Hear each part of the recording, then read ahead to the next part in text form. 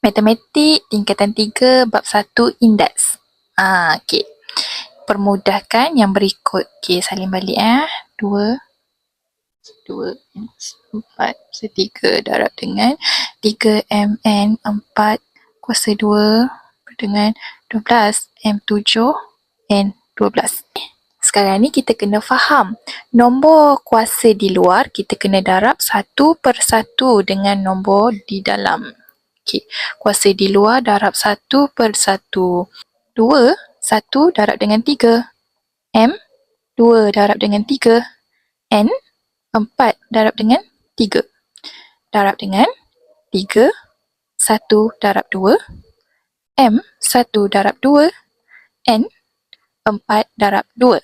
Bahagi dengan 12. M kuasa 7. N kuasa 12. Kat sini kita boleh selesaikan je lah. Okey, 2.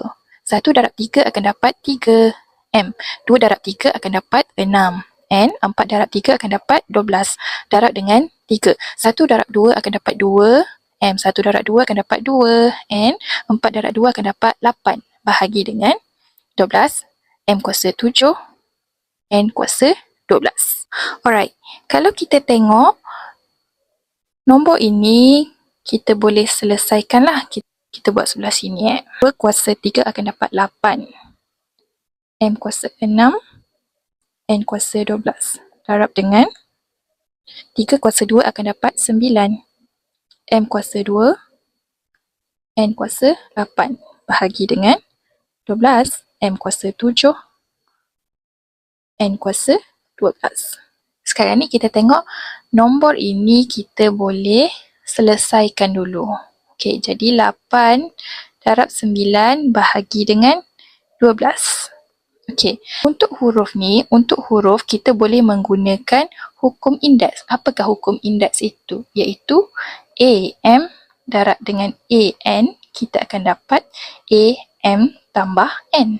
Kalau bahagi AM bahagi dengan AN, maksudnya A itu kita kena tolak. MN itu kita kena tolak. Kita tengok M. Yang ni darab kan? Darab maksudnya kena tambah. M tambah 2. Kalau bahagi kita kena tolak.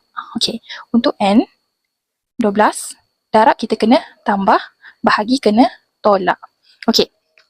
Yang ni 8 darab 9 kita akan dapat 72. 72 bahagi 12 kita akan dapat 6. Okey. M. 6 tambah 2 akan dapat 8. 8 tolak 7 akan dapat 1. 1 perlu tulis tak? Tak perlu. 1 ni ibarat halimunan lah. Okey. N pula. N. 12 tambah 8 kita akan dapat 20. 20 tolak 12.